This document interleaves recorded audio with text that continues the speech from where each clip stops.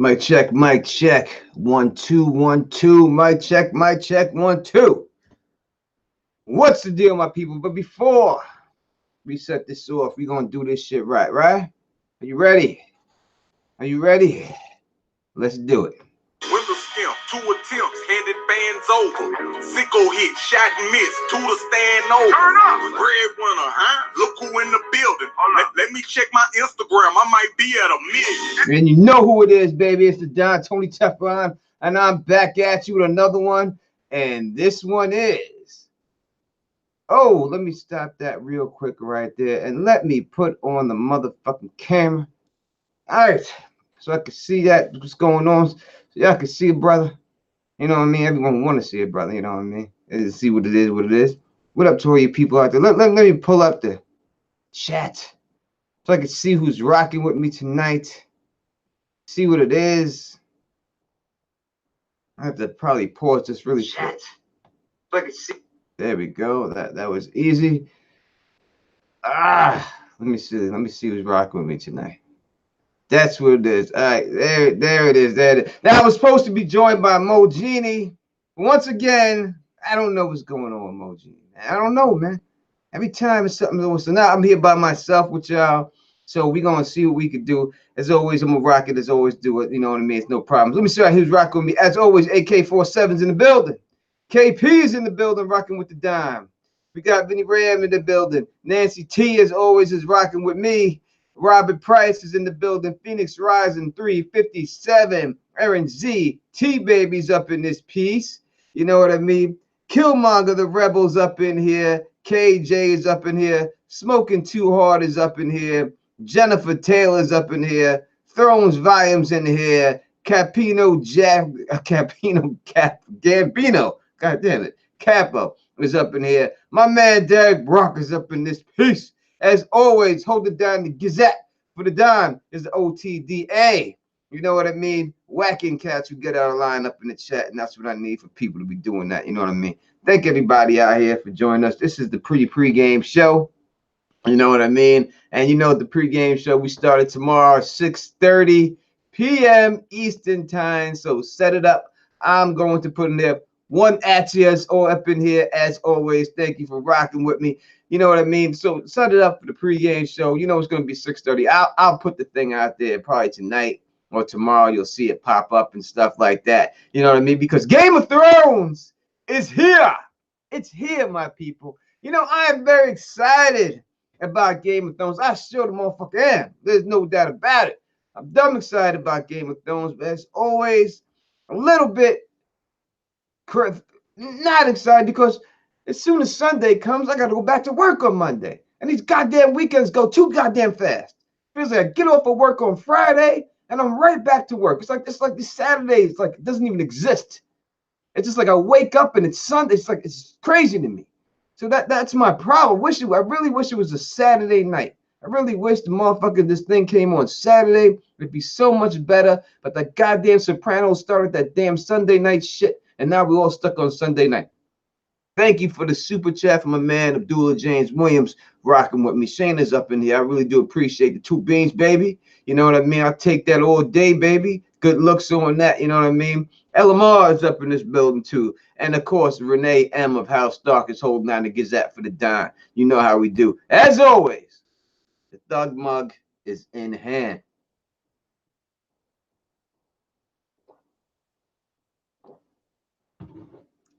You know, so it's like, yeah, it's really like a double-edged sword for me. Can't stand Mondays, but I love Sundays. So it's hard. You know what I mean? It's very hard. It's just like, it's like summertime. You know, I love the summertime, but I love football season too. But I don't want the snow. So it's hard for me. You know what I mean? It's the same situation like that. But we are going to get into this right now. I'm going to give you my thoughts about Game of Thrones. I'm going to take y'all questions and stuff like that. Game of Thrones season 8 popping off, and I may have to put a little bit of clarity on this season for people because I know everyone's hyped about it, and I myself am very hyped about it too. But I think people got to pump the brakes a little bit, not a lot, but just a little bit. Somehow we got to pump them brakes a little bit. You know what I mean? Because how can I say this nicely? Well, I'm not gonna say it nicely. I'm just gonna say it the way I fucking say it. You know, we've been through aight season after aight season after aight season. And I kind of look at Game of Thrones as like a chick you're dating. You know what I mean? And now I've been dating this chick for now 7 years. You know what I mean? Now it's going on to the 8th year. And the first couple of years dating this chick, it was great. Shorty was really good in bed. She was doing things to me that I never got done to me before, right? She was doing all these things to me that I never got done before. But after the 5th year came up, it was the same old tricks. Same old tricks. I've been getting the same old tricks from the year 5, 6, and 7. You know what I mean? I'm eating the same old crackers. She's doing the same side booty. You know, in the beginning when you're dating somebody, and she's quick to get up on her knees and everything else. But by the time you've been with her for a while, she just leans over to the side. Yeah, she ain't trying to get up her knees anymore. She just lean it over. You know, in the beginning when you're dating her, she's quick to jump on top. And then when you try to flip over, she's like, I ain't doing that shit, man. Just hurry up and finish. Hurry up and finish. You ever hear that? Hurry up and finish. I hate hurry up and finish. I hate when I hear that. And that's what I'm feeling like is going down with Game of Thrones. It's hurry up and finish right now. So I got to slow down my expectations somewhat. You know, I got to slow it down a little bit because I've been getting the same side lazy booty for the last couple of years. And now all of a sudden, she's supposed to learn new tricks. All of a sudden, she's supposed to be a superstar. All of a sudden, something. Now I just say to myself, if she does learn new tricks, who taught her these tricks? Because it wasn't me. And do I want her after she learned these tricks? Because someone done taught her this stuff, and it wasn't me, goddammit. Right? So that's the way I look at it. When I'm going down with Game of Thrones, I look at it like, this is the same chick I've been dating for a long time.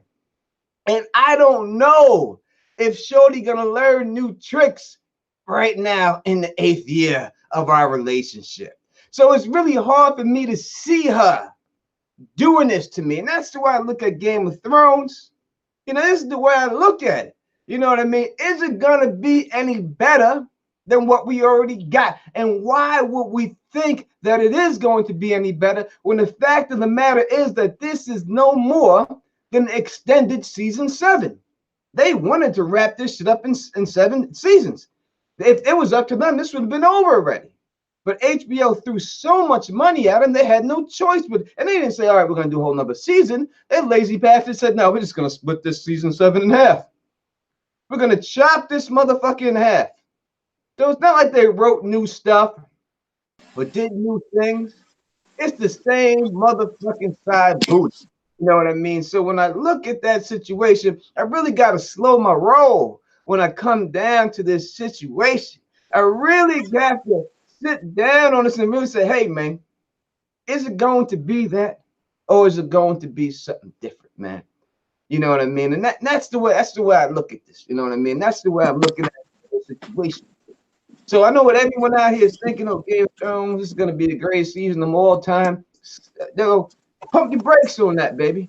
Pump your goddamn brakes, because it may not be. This is just a continuation from last season. And last season wasn't the greatest season I ever seen. Not by far. So I really got to pump my brakes on it. Like I said, when you're starving, baby, when you're starving and someone throws you a cracker, that's the greatest cracker you ever had in your life. And we've been starving for 2 years. But when that season starts, are we going to realize this ain't no goddamn filet mignon? This is just a goddamn saltine-ass cracker. Mo, Genie Linguini, you with me? Mo is almost with me, getting ready, setting up, man. Ooh, what's going on, folks? It's Moji, the king of the know. It's Mo Genie, baby. It's Teflon TV. It's the bareback barbarians doing what we do. Yes, yes. That's what it says. Now, Mo, I was just going through a little analogy I just came up with at the top of my head, you know what I mean? And I'm just saying that, you know, people are really excited about this season. You know what I mean? But, you know, when I look at Game of Thrones, I think of it like a chick you've been dating for a while. And this is 7 years of dating. In the beginning, the sex is great. But in the last couple of years, it's the same side booty. Do you see it like that? Or you think they can just flip it all of a sudden and have a great episode, great season? No, it'll never be a side booty. This is my main chick, man. This is my wifey, dog. This'll never go, man. Like, I don't mean I will say I don't mean side booty like side chick. I mean that you know how girls, they get lazy after you've been with them for a while. In the beginning, they all gun ho to do all these things, and then after a while, after you've been with them for a while, you get that line, just hurry up and finish. oh, you mean it like that? Yeah. For like what? The first I'm episodes? saying for this whole season, because this is really just a continuation from season 7. This ain't a new season. They just broke this thing up into 2 seasons, but it's really just 1 season. I'm saying from at least season 5 to this season, it's just been a hurry up and finish situation. So You know what? Last 6 episodes, this is going to be spectacular or what? You know what? I'm hoping that they do a great job on this. All we can do is hope. They know that we've been waiting 2 fucking years. Okay, I've never ever in my life waited for a show for 2 years. If you're gonna make people wait 2 years, you better knock it out the park. There can't be no fillers. There can't be no Oilers, spoilers, no controllers, no nothing. And it has to be bomb diggity, Don Diddley episodes for every episode. Every one of them got to be an hour and a half long, strong, and ready to go on. Do we know how long every episode is yet? We do, and they're not all 2 hours, not at all. But what I'm saying is, if you're locked down, right? If you're locked down for 2 years and you get home to your lady, that first night is going to be like the greatest thing in the world, right? It's got to be, because you've been locked down for 2 years. But by the second, third nights, or to say second, third, you might realize that, the Vaseline is just as good. Now, to me, it never could be, but I'm saying it could go down like that. We may realize that this is not season 1. This is not season 2. Because the only thing I think they're resting their head on, in all honesty, is these 2 battle scenes. The battle at Winterfell and the other one that Miguel Zapata did. I think that's what they're resting everything on, those 2 episodes. I'm not sure about the other episodes leading up to it. I know those 2 episodes will be good, but do the 2 episodes make a good season? See, this is the thing, but they're going to come out with the prequels. Yeah, sure, this is a continuation of last season, but we got prequels to look forward to. We might get people, brother. They're not made by the same people, so we don't know what's going on with those. That's a shot in the dark. I mean, how many spin-offs? If it's HBO, if it's done by HBO, I fully feel it'll be done well. But if it's on another network, then yeah, I'm not gonna feel it. But if it's on HBO, HBO always knocks shows out the park. They've done pretty good. Sometimes they bitten the bullet. They haven't done all right. I mean, they fairly have good taste. Whoever's picking their shows fairly does a good job. But the Bowler series didn't last. Oz. The Horse series didn't last. I mean, Sopranos, The Wire, Oz. Great. Game of Thrones. Rome. All great. Rome. When we look at spin-offs in general, for spin-offs on TV, how many spin-offs have actually hit and been better than the original series? None. There's never been a prequel or sequel that's been better. In movies, The Godfather 2 was better than Godfather 1, but that's an anomaly. That's a rarity. That's a dumb rarity. That don't happen every day, baby. We have to go all the way back to The Godfather into the 70s to find something like that. You know what I mean? All the way back. I mean, Dirty Dancing, Havana Nights ain't Dirty Dancing, right? That Definitely not. You know what I'm saying? So you got to go reach all the way back there. I'm just finding, when it comes to the prequels, I'm a little skeptical. I hope it is. Believe me, my channel hopes it is. Every YouTuber who does a Game of Thrones channels on their knees praying, God damn it, please let this shit hit. Right? They are. They may not show it, they may not say it. I'm saying this shit because I'm a down and I'm real. You know, these motherfuckers is praying that this shit's gonna hit. You know what I mean? You gotta be. Yeah, it is. It is rare. It is rare for sequels and prequels to be better than the originals. And obviously, we're not going to get any of the same characters. We're going to get younger or older versions of characters. I think I saw a video of Charles Dance talking on a British TV show about the prequel possibility or sequel possibility. Charles Dance was Tywin Lannister, for those who don't know who Charles Dance is. So we might get a younger, Tywin and see how the Mad King was if they do the prequel and we see Robert's rebellion. So that would be great. I mean, just the fact of seeing Robert's rebellion, I could let it go that it might not be as good as the original, as long as it's like a couple of seasons. If they were going to do Robert's Rebellion, I would have much more confidence in it because that's something from the books. But from what I'm seeing, what they're doing is the Long Night prequel, the time from the Age of Heroes leading into the Long Night. So we're not going to have any of these characters that we know of in it. It's just going to be a whole bunch of new people in it that we've never heard of before, that's never been in the books before, and we're going to see how they go. And the reason why I don't think it's going to be that good is because in the end, the threat is the same thing. It's the White Walkers, the exact same thing that we're seeing here. So it's basically a duplicate of the show with new people that we have no familiarity with, no connection with. So I'm really struggling on how I'm going to care about it. I'm hoping that I do, but I'm struggling on it. We'll see. But besides that, we are here. We're talking about episode 1, baby. Episode 1, Game of Thrones. And that's the beginning. I ain't trying to bash it. Now people don't go crazy and say, oh, Teflon, he's a hater. I ain't a hater. I love this goddamn show. And I love it so much, I'll tell the truth about it. I'm like other people. I'm not no fan fucking boy, right? I don't walk around in Game of Thrones fucking underoos, right? I got motherfucking, what am I rocking right now, goddammit? What am I rocking right now? I got Lacoste's on right now. That's what I'm rocking, right? So I don't walk around in Game of Thrones underoos. I got Lacoste, boxer briefs. And I wear boxer briefs because I'm not trying to get long in the nuts, all right? I'm not getting long in the nuts. I gave up those boxes a long time ago because I went to the YMCA and seen this guy when I walked around the corner. And yes, your nuts do hit your knees. It's not happening. It's not happening.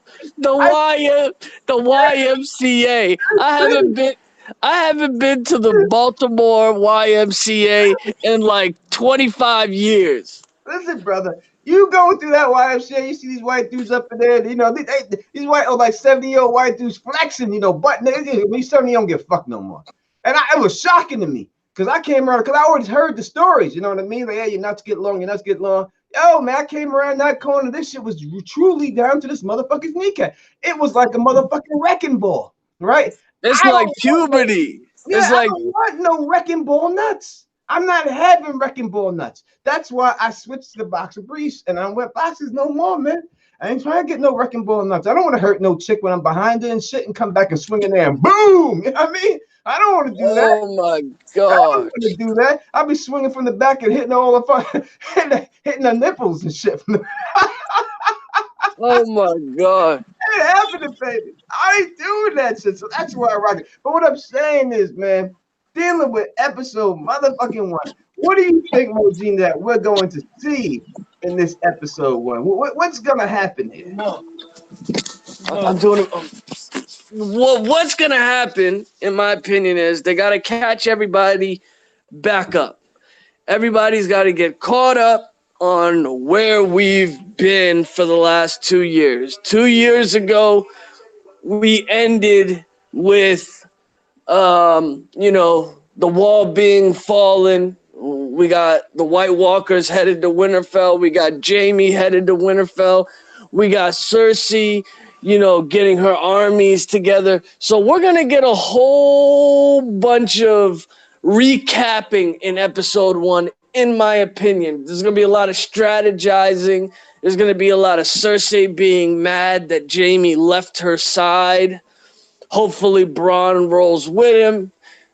I hope they just congregate at Winterfell and start strategizing. They got the White Walkers coming from the north. They got the Lannister forces coming from the south. Jon Snow's got to do some thinking and some thanking, man. There's no doubt about it. I think that we set off the episode. I think it's going to be set off in Winterfell. I think we're going to start with Winterfell.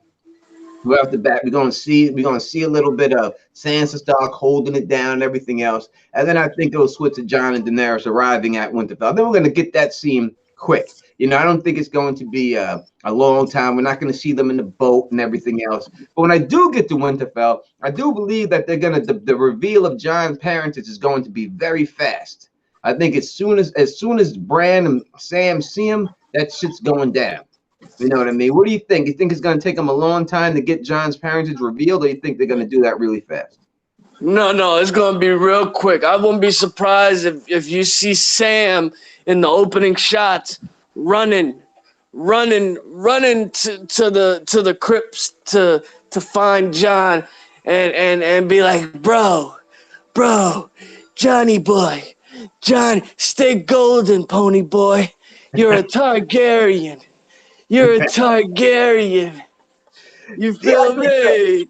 Yeah, I think he's definitely going to be running as fast as he can. So what I'm thinking here, quite possibly, what I would like to see, right? What I would like to see, I don't know if they're going to do it, but I would really like to see Bran be able to take Jon Snow into the visions with him, like he was in the visions with Bloodraven, and then to go back and show the Battle of the Trident with Rhaegar and Robert Baratheon. I asked y'all in the chat, do you think we're going to see a flashback of Rhaegar and Robert Baratheon in the Battle of the Trident this season? What do you think, Mo? You think that's possible to happen, or you think that's just me well-wishing?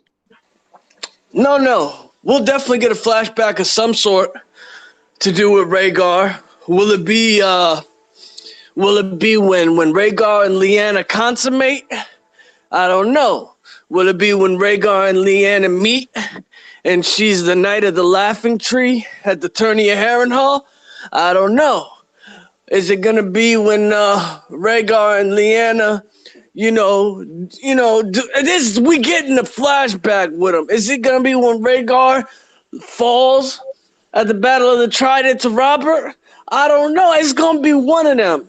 It's facts. They're gonna give us one of them. Is Bran's gonna just sit by the heart tree? Bran's gonna be at the heart tree all season. Bran's just gonna be eating up knowledge all season because now he knows that Jon's not a Stark. Well, he's a Stark, but half Stark, and he's just gonna need to find out the dealie because he's probably gonna want to find out how to defeat the Night King, yada yada yada. If he isn't the Night King. For people who think he's the Night King, in my opinion, he's not the Night King. But he's going to want to find out how to solve these problems, and he's going to find out that Jon is the key to solving the problem of the Night King.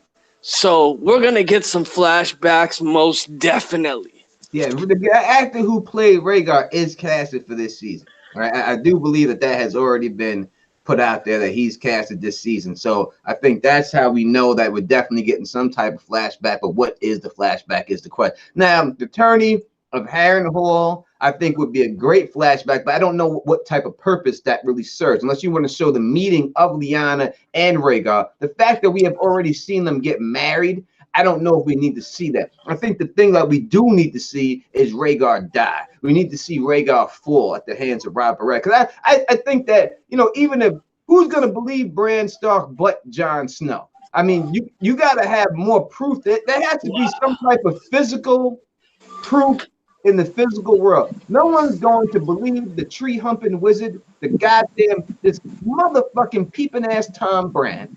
Who's going to believe this peeping ass Tom ass? Jon is this. Why? Because you said so? Who are you? You're just a peeping Tom. We know what you've been doing the whole time, peeking on people. And that's what you've always been doing. So I don't know if people just believe. I think we're going to have some type of physical. You know how Bloodraven would touch Bran and he would transport Bran back to, remember when he transported Bran back to old Winterfell when Ned Stark was a child? And they were all kids. His dad was a kid and all that. See, Bran's gonna do that with Jon. That's how Bran's gonna prove to Jon his lineage and anybody who naysays what Jon is. Bran's gonna touch him at the heart tree while he's touching the heart tree, and that's how he's gonna show people the truth. That's the only way that Bran can prove to people what is in his visions. He's gonna have the power that Bloodraven had, where he can touch people and transport them back into flashbacks. Do you agree with me? I hope so. I hope at least he could do it. Because he can't touch all of Winterfell. You can't just go around touching motherfuckers. You know, especially with T Baby around. You can't touch nobody with T around and stuff like that. And T did put in the comment section, said that Sam has the book. The book does say they got married, but that says nothing about them having a child.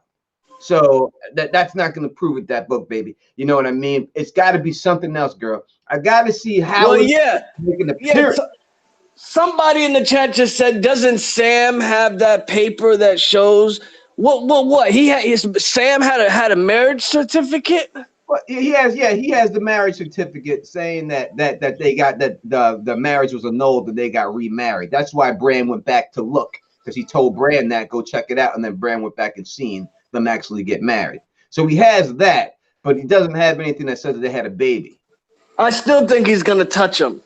He's gonna do some touching. Bran's gonna touch a whole bunch of people. He's gonna touch Sansa, let her know the deal. He's gonna touch Daenerys, let her know the deal.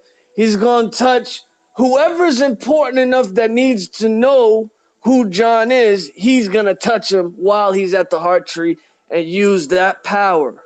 Because remember, Bloodraven is inside Bran's matrix. He's inside Bran already. All right, so whatever powers Bloodraven had, Bran's gonna have it too. I hope so, because I know he could probably, if he was sleeping, I believe he could probably get inside their dreams when he's sleeping with some shit like that. You know what I mean? But I just don't know if he can just go around touching people. It's kind of like, you ever see that movie Frailty with Matthew McConaughey? You ever see that movie? Yeah. Yeah, like the way he was touching people, and then he would see the flashes of their life and see if they were evil and shit.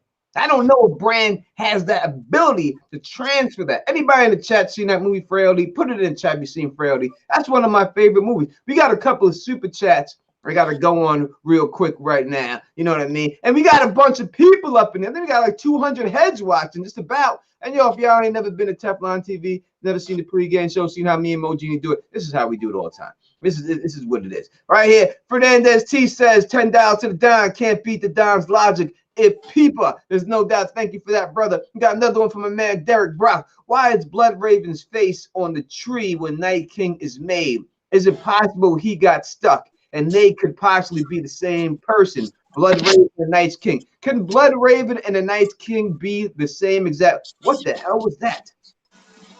Holy shit. You got a really big super chat, the biggest super chat I ever got in my life. But I had to take a breath for this motherfucker. Damn. Woo! God. Jesus Christ. Let me ask. I don't know what to say. The man's flabbergasted. Jesus. The man's flabbergasted. He got a hundo. Oh my God, that's crazy, man. Let me, before we address this one, we're gonna take my man Derek Brock's question real quick. Is it possible that the Night's King is Bloodraven? Because in my opinion, yeah. Say thank you, man. The chat's right. Who, for me? Yeah. I gotta wait. I gotta answer this question first, and I'll get over to the next super chat. I cannot disrespect the other people who left super chats just because it's not as much. I love them all. So I'm talking about my man D Brook right now because he left me a super chat, and the question is: does he think that Bloodraven, is it possible Bloodraven is a Night King? In my opinion, I already said it earlier. I've been saying it for a while. I do not think Bran is the Night King. I'm sorry. I'm not riding with this theory. Bran, Bloodraven. Oh, is Bloodraven the Night King? Yes. How could he be the Night King? He's dead. All right, so I'll break it to you like this. When we look at the vision that when Bran goes into the vision where he meets the Night's King, he touches Bloodraven's tree. All right, Bloodraven is nowhere to be found. And then when Bran gets back after being touched by the Night's King, Bloodraven says to him, he touched you. And then Bran tries to lie and said, I don't think so. And he goes, he touched you. How did Bloodraven he gave him the frost scale. How did Bloodraven know he gave him the floor scale if he wasn't in that dream? And why would he allow him to be touched if that was a possibility? Because Bloodraven sees all.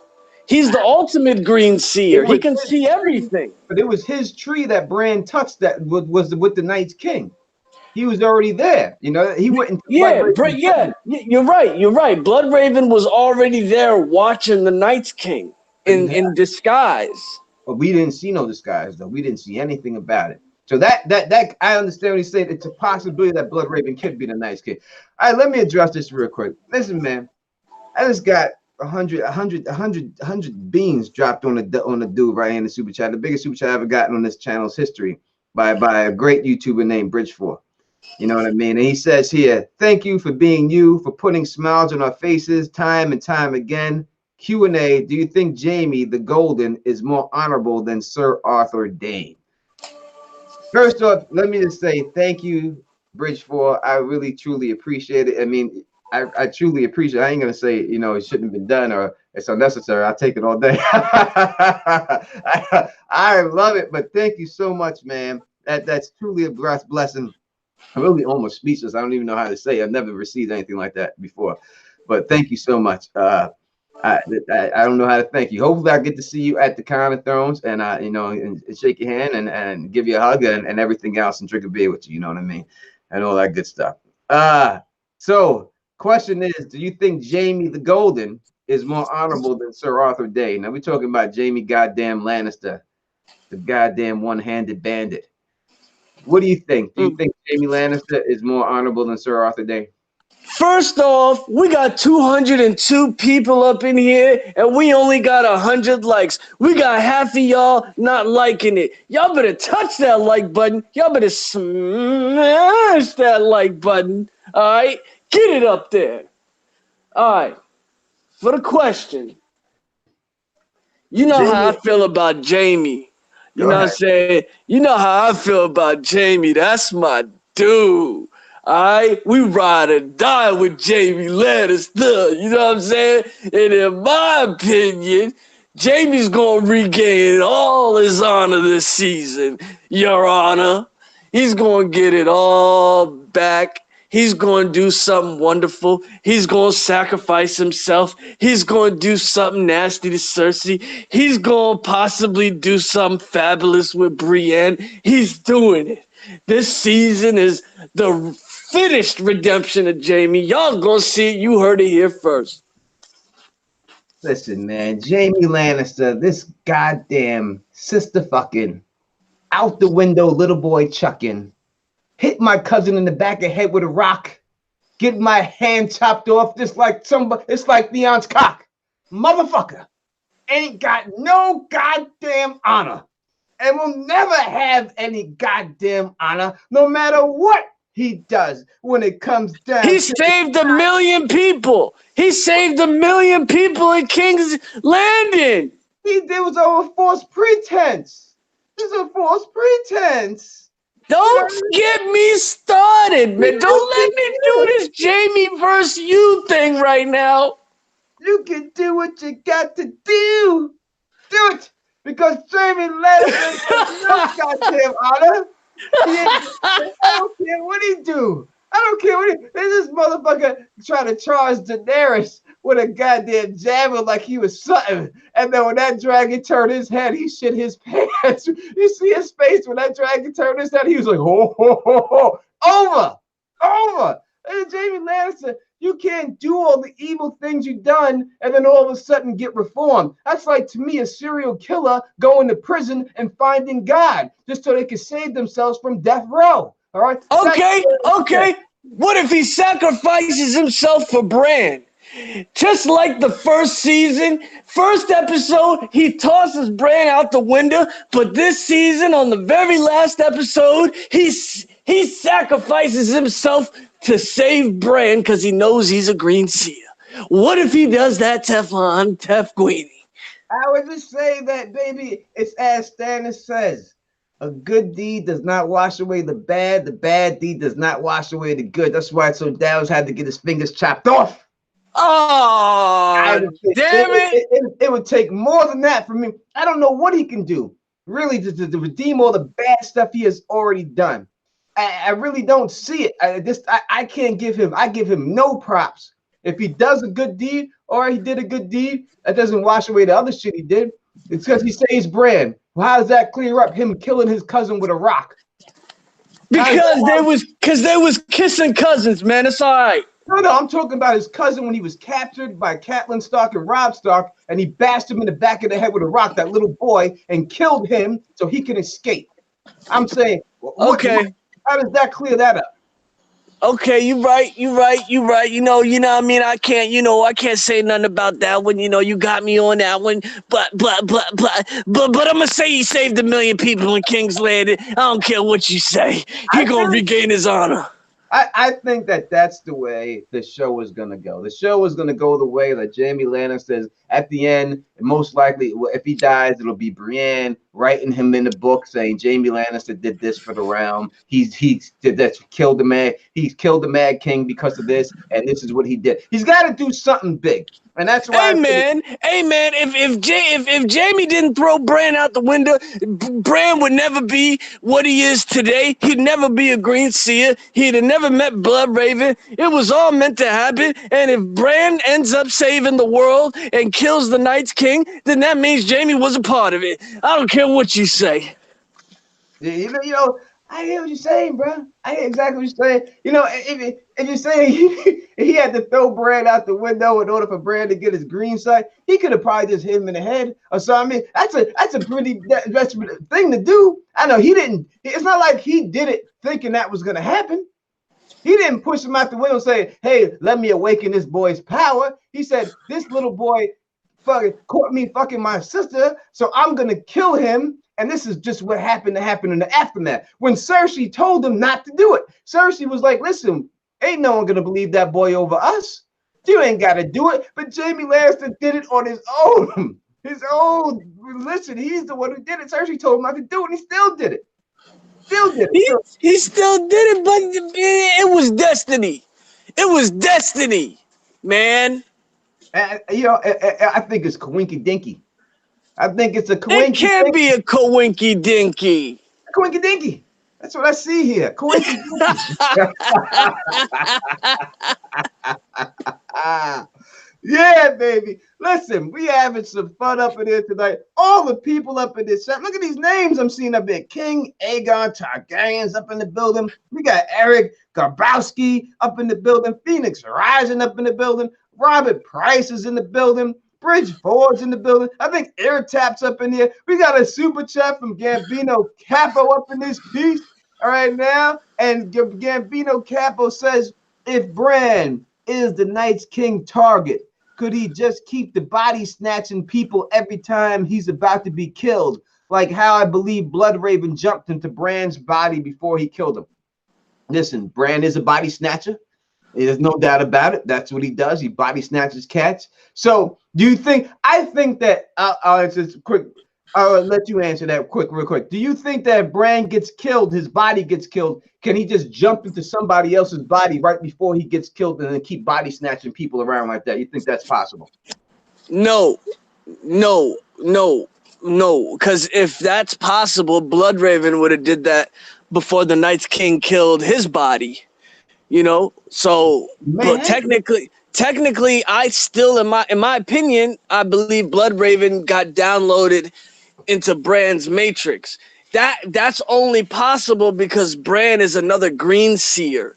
So if Bloodraven body snatched Bran and is inside Bran right now, possibly controlling Bran, who knows? Maybe it's a 50-50 split on who's inside of Bran right now.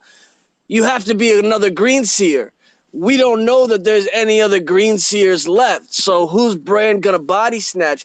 Bran can't just body snatch a random person, in my opinion. It has to be another green seer. Well, he's body snatched Hodor. Yeah, but that's for a short period of time. That was just for convenience.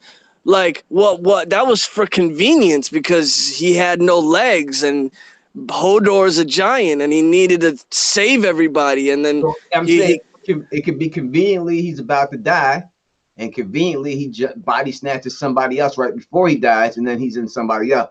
That's like who did that? The Al Pacino movie, the Al Pacino Denzel Washington, that devil movie they were doing that, or was that the Al Pacino? if we go down that direction, then anything is possible. Like that's like some catch-22 shit. I don't want to go down that route. I'm gonna say that the only reason Bloodraven is possibly still alive is because he body snatched into another green seer, which was Bran. Like Bloodraven always knew he was gonna die by the Night's King and that Bran was gonna be there for him to go into Bran's body and get downloaded into Bran's matrix. I don't think you could just go into a non-green seer's body. I think you lose your powers if you go into another a random person's body that's not a green seer. I believe Completely. that you do lose your power. I think that's what Vlad Sixskins was scared of when he was trying to jump into Nettles, that he would lose his powers after that and stuff. So I do think that you're right that if the body snatchers do body snatch regular people, they will lose their powers. But the fact that we did see Bloodraven the last time before he died, his eyes rolled to the back of his head, and he made Bran's eyes roll to the back of his head. Quite possibly, Bloodraven could have body snatched Bran, and Bloodraven could be Bran. It could be a Bran raisin. You could be you could be a blood Bran going on right now.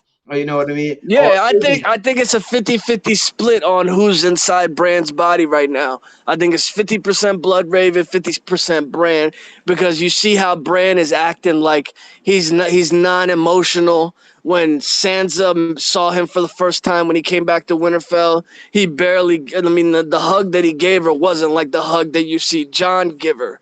You know, when Jon and Sansa hug, like they're intertwined, like two peas in a pod. When Bran was hugging her, it was like a, hey Sansa, you know what I mean? Like a cold hug, you know what I mean? That's why I think Bloodraven's in there. But to agree with what Alicia just said in the chat, I agree with you. I think that the reason Bran was able to take Hodor's body is because Hodor was weak-minded. If you try to go inside a normal person's body, I think their personality knocks you out and tells you can't come in, just like what happened to Varamir Sixskins in the book when he was about to die and he tried to take that wildling woman's body. When he was trying to body snatch, she kicked him out of her mind. So I don't think you can do that to a normal person. Hodor was just weak-minded, and that's why Bran could do that. I think that when you look at that situation, dealing with the Vladimir Sixskins doing that, I think that reminds me of Patchface. You know, because when we see Patchface in Melisandre's dream, she says she sees him with blood around his mouth. When we look at what happened with Vlad Sixskins, we see when he took this chick, she bit off her tongue and there was blood around her mouth. So I think that's exactly what's going on with Patchface at that particular time when Melisandre sees him, that someone's actually trying to war Patchface, and that's why he has blood around his mouth. And that blood around his mouth is indicative of a weirwood tree. So I think that's what's going on there. And I think that's how Shireen gets burned, because when Shireen gets burned by Melisandre at the wall, I think Patchface is going to lose his mind. And that's what's going to happen. All right, we got another super chat here from Derek Brock, and he says, I think when Bloodraven tells Bran, I have been many things, now I am as you see me, it's a hint that maybe the Green Seer, Children of the Forest, is the original body snatch. You know, I agree with you, Derek. I think that it's quite possible that Bloodraven did get captured there, that Bloodraven was body snatched there. But I think that the fact that Bloodraven says to Bran, don't stay too long where you don't belong or you might drown, I think that means Bloodraven has been stayed too long. How would he know that? You know what I mean? He knows that because something happened to him and got him there and got him stuck there. And I think that's the one thing we haven't seen. Also, I forgot to say, I'll say it right now. I think that when dealing with the body snatching situation, I think that's exactly what's going to happen with the Night's King when it's all said and done. I did a video about it. It's called "Why Is Little Sam Still Little?" And I think that what's going to happen before the Night's King is killed, I think he's going to go into Baby Sam's body. And I think that's why Baby Sam is still little. I think he's going to go into Baby Sam's body, and the Night's King is going to live his second life in Baby Sam. That's what I think. You can check out my video, and I give you the facts why I believe that. The video is called "Why Is Baby Sam Still Little?" And that is, we got over 20. If Baby Sam is still a toddler this season, I'm calling bullshit. He's got to be. It's got to be for a reason. There's a reason. There's a reason why that big-headed little baby, right? It's still a baby. Everyone else is done grown up. But that baby is still a baby, man. There's a reason why he's still a baby. It's important for him to be a baby for some reason, and it ain't just for Sam and Gilly to raise him. There's a reason why that baby's still a goddamn baby. And I'm telling you, when the Night King gets killed, he's gonna jump his ass right into that little baby's body, and then you're gonna see that baby's eyes turn blue before it's all said and done. No one's gonna catch. It's gonna be a quick blue flash, and that's what it's gonna be. And he's gonna be right inside that little baby. I'm trying to tell you. That's how it's going to go down without a doubt. To me, in my opinion, and stuff like that, maybe I'm wrong, maybe I'm not, but we shall see exactly what goes down right there. Yeah, he's got to be at least 10 years old at this point, in my opinion. Or like an 8-year-old. He's got to be an 8-year-old. He's got to be 30-5 with a beard right now.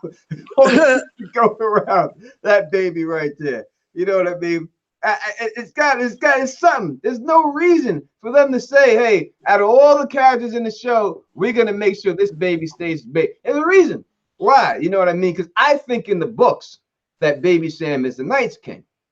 And I think he's going to get changed when the White Walkers go to the war, because in the books, Jon Snow thinks he's slick, and he goes, oh, I'm going to do a little baby swap. I'm going to keep this baby here because Melisandre's not going to burn this baby, and I'm going to give Mance Rayder's baby to Gilly, and they're going to go away with it. But I think he left the wrong baby at the war, and that's going to be his downfall, and that's going to be the Night's King. I think that's how it goes down in the books right there.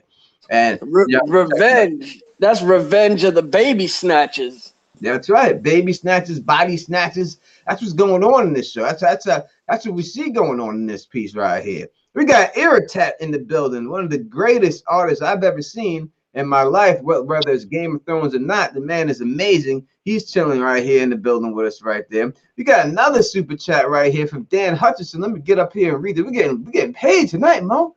This is what it is, baby. That's what I'm talking about. I'm feeling like Indeed Geek getting all this money.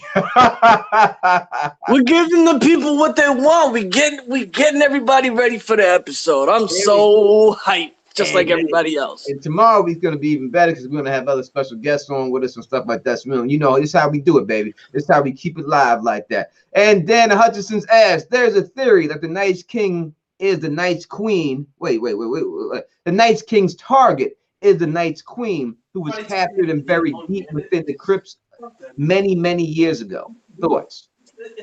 Say that. Repeat that again. He said there is a theory that the Night's King's target is the Night's Queen, who was captured and buried deep within the crypts of Winterfell, I believe, many, many years ago. You know what? I was thinking about this. The other day. I was thinking for some reason that the Night's King is doing all this is possibly for somebody like a Melisandre. I feel like Melisandre has got something to do with why the Night's King is doing what he's doing right now. I just got a feeling in the back of my mind that whole Varys situation where Varys talked on the side last season, and she told him what's gonna happen to him in the future, and he got all scared. I feel like Melisandre could be the Night's Queen. Like she could be the shit on the television show. You feel me? No doubt about it.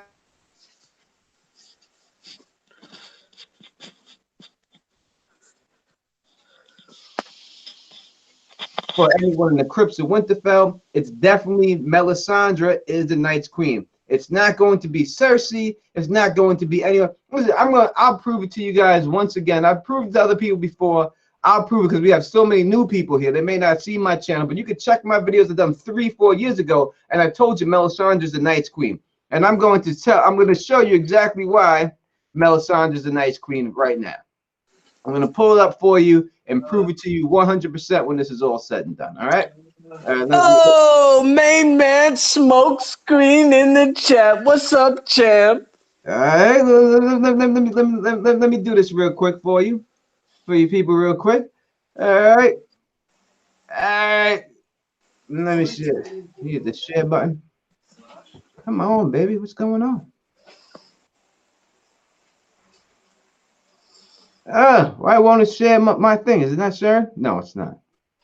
Let me try. Let me see if the cat. I don't know. Let me try it again. I'll try it one more time. The screen share. For some reason, the screen share was not working. Looks like it's working. Is it working now, Mo? The screen share? Or is it just seeing me? It's just on you right now. All right. I think I got it right now. I think it is. Just let me know if it's screen sharing. No? I don't think so. Why is it going? Why is it fronting on me for, son? Why is it fronting on me? It says like it's showing. It's like showing it like it should be doing it, but it's not doing it. All right, let me see. Let me try it one last time. Right, so Melisandre's the Night's Queen. Elaborate on that. I'm going to prove it. I'm trying to prove it. All right, now if I could screenshot, I could prove it in 1 second. But for some reason, I don't know why. I got full power and everything. It's something doing with the Hangout. And it's like it's showing me in like it's what it's supposed to be doing and stuff, but it's all choppy and stuff. That's terrible. All right, I can't do it. It's not working. Let me see. No, it's not gonna work for whatever reason. All right, I'll just talk about it real quick. Listen, there's no doubt in my mind that Melisandre is the Night's Queen. All right, it's pretty. If you go online, it's so obvious. It's so obvious. I'm trying to show it to you right now, but it's not letting me show it to you. So I tell you, all you gotta do is go online and Google Blue Mel. All right, Google that Blue Mel, and you will see a figurine that George R. Martin got made by Dark Horse Figurines. By only one copy was made, just specifically for him, and it is a Night's Queen Melisandre. He didn't get one made of Cersei. He didn't get one made of Arya. He didn't get one commission made of Sansa. He only got one commission. And that one commission of this one, and this is only in his private collection, you can't buy it anywhere else, is of Melisandre. And that's the bottom line. There's no 100%. There's gotta be. There's no other reason for him to do that if that is not the case. You don't see it, or he would have got everyone else to do it. But there's a reason why. This whole thing, Melisandre has been jumping camp to camp to camp from season 1. Started with Stannis. She thought he was Lightbringer. Azor Ahai. You know what I mean? Then Stannis lost. She moves on, wanders around, eventually gets to Jon Snow. Now she resurrected Jon Snow. Can you see it right here on the screen right now, Mo? Do you see it? Me screen share right now? Oh, yeah. Now it's on. It's on. So now you can see right here, people. I don't know if I can make it any bigger or anything. Oh, Jesus Christ. I don't want to mess it up. But you can see right here, this figurine sitting right here. I'm trying to tap the wrong thing. I'm trying to tap the screen share one. But you can see right here, this figurine that we're looking at right here, made of Melisandre. Right here, she's got blue flame in her hand, just like we've seen the blue flame of the Night's King. Right? There's no reason for them to have this blue ice person of Melisandre made, and you can see the regular one of Melisandre. So you see it's the exact same figurine. This was the Melisandre one right here. If you look at the floor right here, you can see that it's green grass, red flame in her hand, and red. And all of a sudden, George R. R. Martin commissions one, but no one else. He just did it for himself. No one else can have it. And it's got ice on the floor, and now she's in blue. I think that there's really nothing to dispute here anymore. I really would like to take a lot of credit and say that I made up this theory, and even though I'm the first one who probably put it out there all them years ago, and I came up with something, but all I did was stumble upon the picture. All right, and that's it. I really wish I could say something greater than that, but I got to be real with you people because I'm a real dude, you know. So this is what it is. There's no denying it. It's definitely going to be Mel. Why would he have this figurine made of Melisandre and nobody else? You don't see one of Melisandre. You don't see one of Cersei, Arya, or anyone else. He only got it made of Mel. There has to be. So you think she's gonna be Nissa and not Dany, and Jon's gonna plunge Longclaw or Sam's family sword, I can't remember the name right now, into her heart and turn into Azor Ahai? Is that how it's gonna play out? No, I don't think that at all. We got a super chat from Smokescreen. Let me get that to. I'm gonna get that to you in a second, but I'm just saying that no, Nissa is without a doubt is Dany. I'm just talking about the Ice Queen. It's definitely Dany. Dany is that. That's why people wanted to say that Nissa is Melisandre, but when you look at the story of Azor Ahai, he sacrificed his wife. It was a sacrifice for him to give up his wife. There ain't no goddamn sacrifice killing Mel. That's not a sacrifice. People will line up to kill her. That's not giving. You can't sacrifice the willing. A sacrifice is doing something that you don't want to have to do, but you have no choice to do. Killing Mel, everyone would line up to do it. Davos be first one in line. Listen, I'll do it. Killing Dany is a sacrifice. That's the sacrifice. Yeah, killing Dany sounds about right. That might be the one to turn Jon into Azor Ahai to kill the Night's King. That sounds about right. Do Smokescreen's super chat. We got a super chat from another great YouTuber named Smokescreen.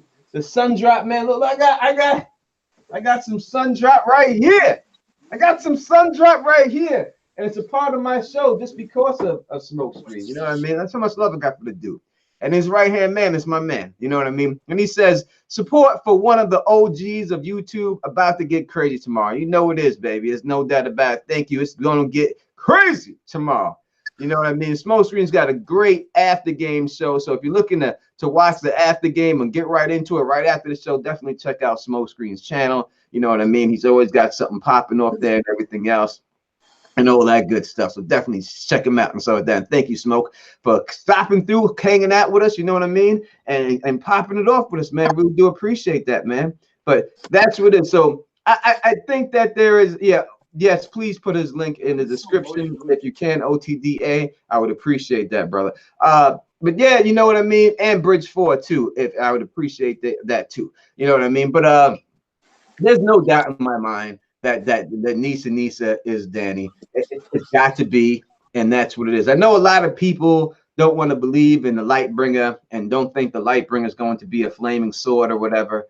It's definitely going to be a flaming sword. You have heard me say it before. It's going to go down like that. We have to be. This is a fantasy story. There's always a magic sword in a fantasy story. I've never seen a fantasy story without a magical sword. We're gonna get it, and that's it. It's not Rhaegar. It's gonna be Heartsbane. It's not gonna be Longclaw. It's gonna be Heartsbane. There's a reason they got it. It could be Heartsbane. It would be fitting for it to be Heartsbane for the fact that it's called Heartsbane, and Dany killed the owner's Sam's father with it. So it'd be ironic if she happened to get killed by that sword and stabbed with it. It could be Widow's Wail. It could be any piece of ice. It could be Oathkeeper. It could be unless Sir Arthur Dayne's sword is in the crypts of Winterfell, which I really, really hope it is, but it's probably not. They're probably not going to give us that.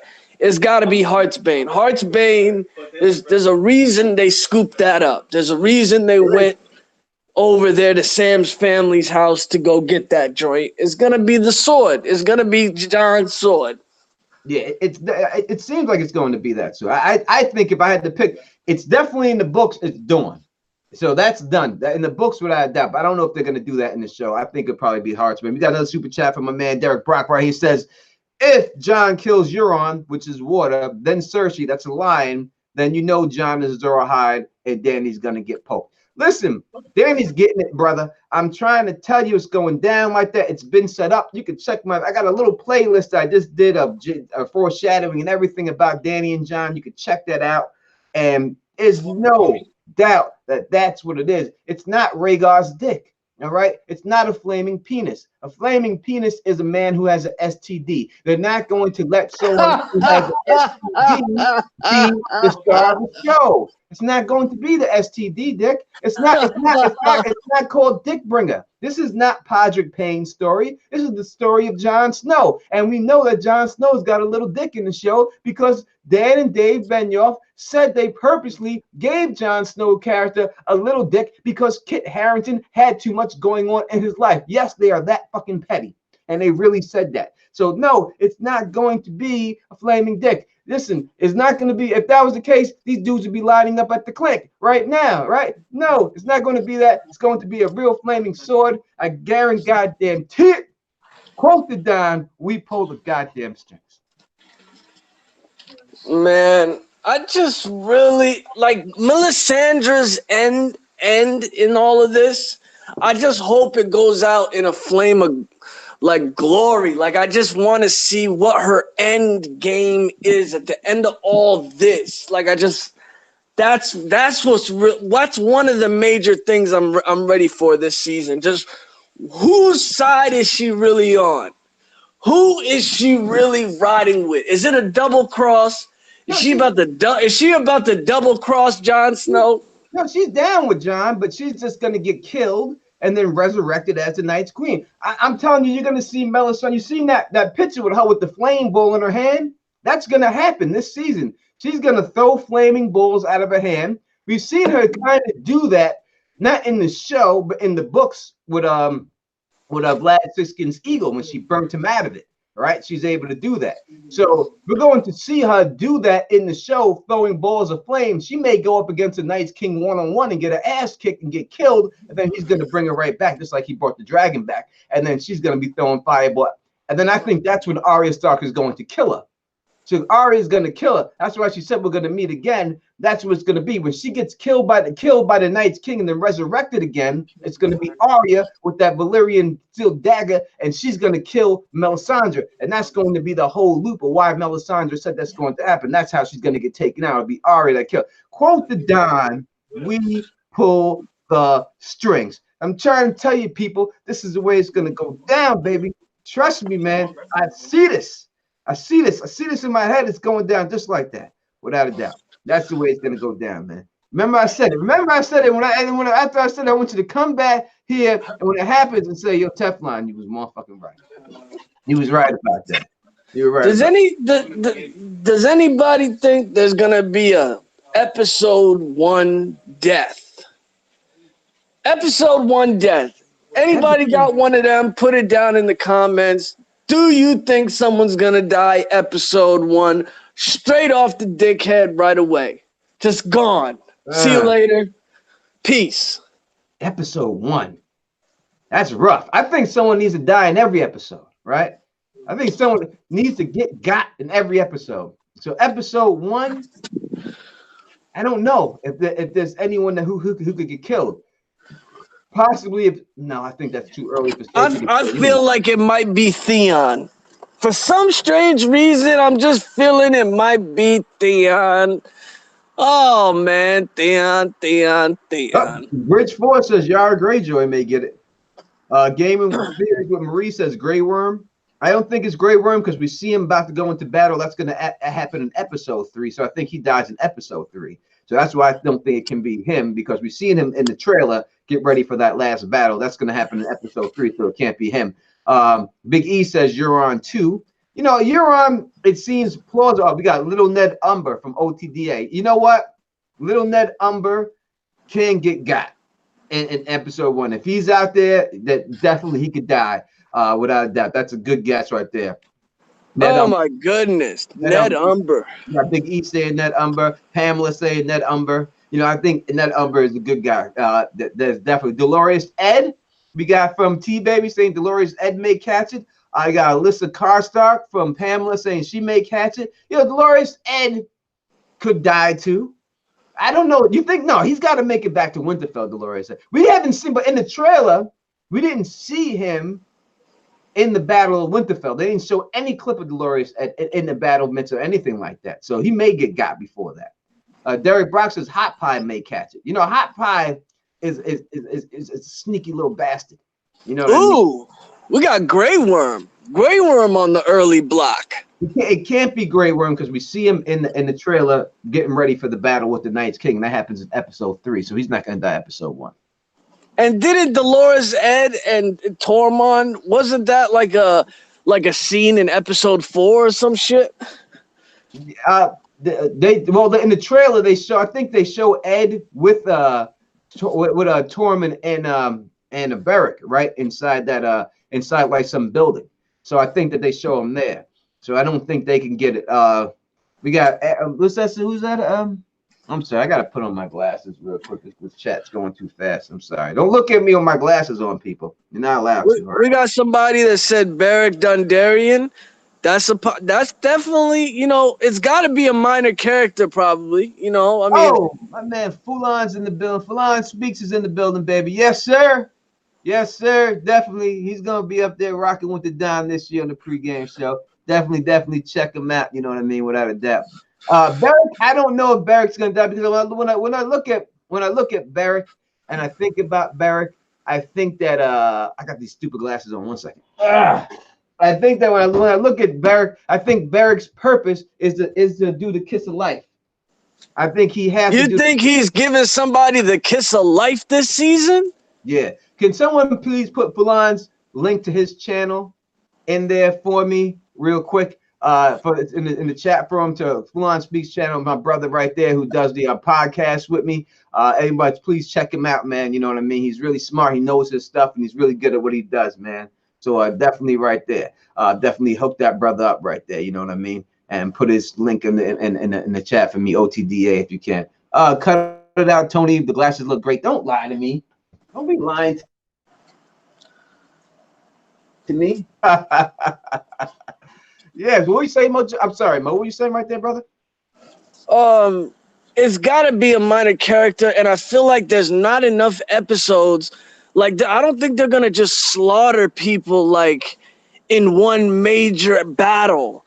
I feel like this season they're just gonna kill people off, you know, 2 at a time, maybe. Like, you know, 2 an episode. If that happens, Mo, is that as dramatic as this? I think it could be a little bit more dramatic, just wiping everybody out in one big swoop. Like, I mean, they kind of did that with the Battle of the Bastards a little bit. I mean, like, didn't you like the way Peter Baelish died? Like, I don't think anybody else died in that episode, and it was just him. You know, don't you want like? I mean, they don't have enough episodes. What do we got? 6 episodes? 8? That's it. 6. It's just 6, baby. 6. So they gotta. Mad people are gonna die. So I'm thinking episode 1, they're gonna get us right off the train in episode 1 and start killing people. But we got a question right away. We got a question just for you. They're asking you. They wanted you to tell them why the Hound is so important. What's going on with the Hound? The Hound, we've been getting teased with Clegane Bowl for so long now that I feel like Dan and Dave are probably going to finally do it. I think they're finally going to cave in and just give it to us. That's why the Hound is still around. I don't know why else the Hound is around, in my honest opinion, and it's got to be the showdown with his brother. You know, is the Hound, I mean, sure, we're going to see the Hound take down a couple White Walkers, but he's definitely around to fight the Mountain. Don't you think? He's definitely going to fight the Mountain. I think he's definitely around to do that and fulfill the fan service for that. I always said that when you look at Duncan the Tall, and you look at the Hound, they're kind of like the same person to me. And the thing that they say about Sir Duncan the Tall is that he's thick like a castle wall. I think that's how he saved the royal family, the people that he saved in Summerhall, that he shielded them. He held the door back when the thing blew up and he took it all the impact. I think a certain thing can happen probably with the Hound too. I think that the Hound could probably be thick as a castle wall, and most likely he'll block an impact, whether it's Wildfire saving Sansa or something like that, or Arya. I think that's eventually how he goes out and stuff like that. I think that's what his importance is. I think he's going to die in fire. From his fear of fire is going to come true, but he's not going to be afraid to die. He's going to be willing to die, and I think that's how he ends, saving Sansa Stark or Arya or someone. But I think he's going to use his body to shield them. But does he kill the Mountain before it happens to him? Yeah, they're gonna go. I mean, in all honesty, I wish he didn't, because he shouldn't be able to. But I think it'll be a double team effort, maybe with him and Jaime Lannister. A lot of people think it's going to be him and Arya, but it's going maybe him and Brienne. You think Brienne's going to make it all the way down there? You think she makes it down there to King's Landing? Maybe she gets sent on a mission by Sansa. Who knows? I feel like Brienne's getting knighted this season. Her or Pod. Pod's definitely going to get knighted before he dies. Somebody's bending the knee. Either Pod or Brienne are bending the knee, and somebody's going to hit him off with a knighthood. Yeah, I think it'll be Dany or probably knight Pod. That could happen in episode 1. I think before the Battle of Winterfell, Pod is going to get knighted. He's going to get knighted. Maybe by Dany will knight him right then. Oh my God, man! That just finally. Like the Divine Dance All Stars of Paris says she's already knighted. I don't think that Brienne is a knight. I don't think she's ever been knighted. No, she's never been knighted, but she's gonna be Sansa's Queen's Guard, and that's how she gets knighted, for sure. Anyone can tell me in the chat if anyone remembers in the books if she has been actually knighted.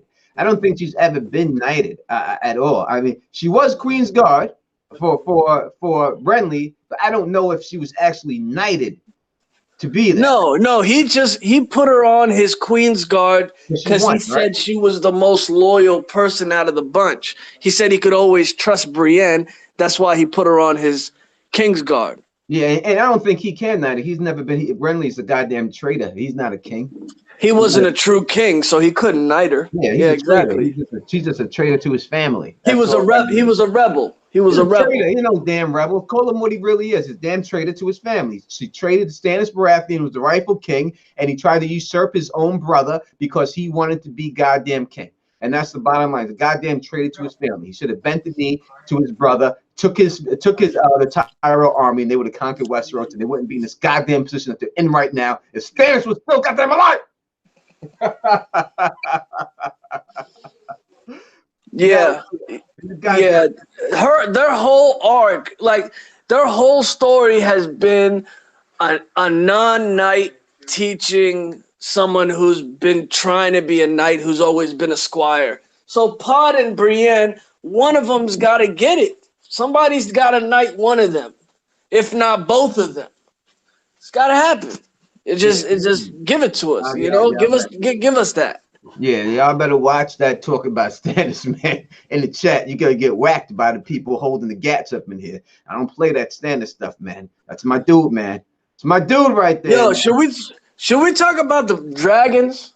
Yeah, we definitely episode 1. So we see the dragons in the trailer arriving at Winterfell. Do you think that the dragons are going to be? We see Arya amazed at the dragons and stuff like that. What do you think is going to go on with the dragon? Are they going to die, both dragons, before it's all said? No.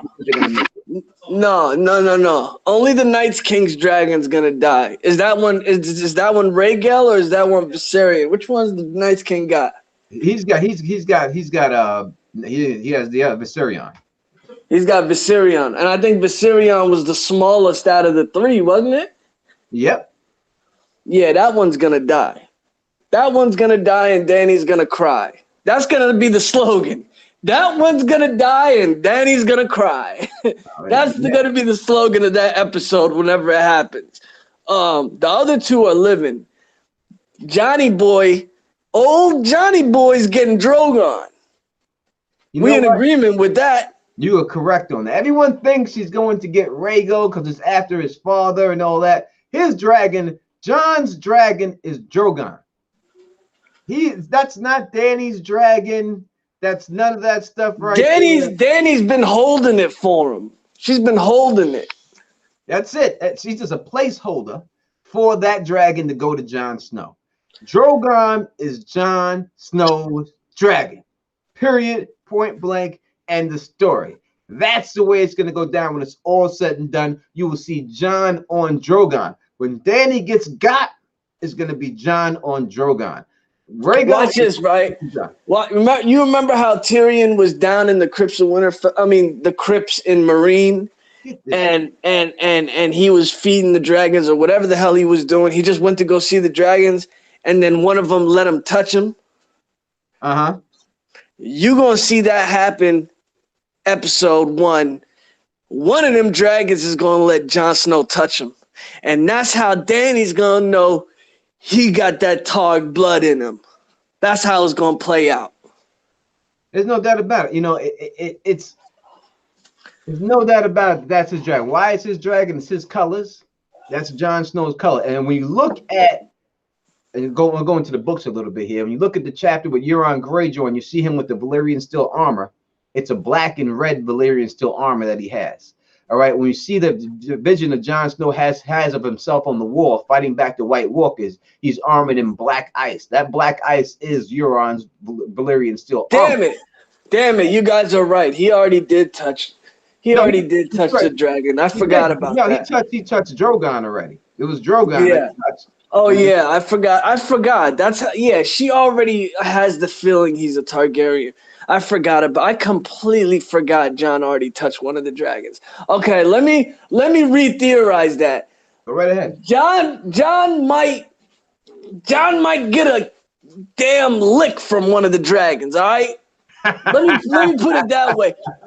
One of the damn dragons gonna lick Jon right on his cheeks. It depends what cheeks you're talking about. This ain't prison, son. Face cheek. The face cheek, not the booty cheek. Face cheek. It'd be some different type of dragon. It'd be Puff the Magic Dragon, that goddamn it. It'd be licking on his cheeks and stuff. One of them dragons gonna lick Jon like a dog. That's exactly how it's gonna happen. Like a little puppy dog that's gonna lick Jon right all over his face. Yeah, you know.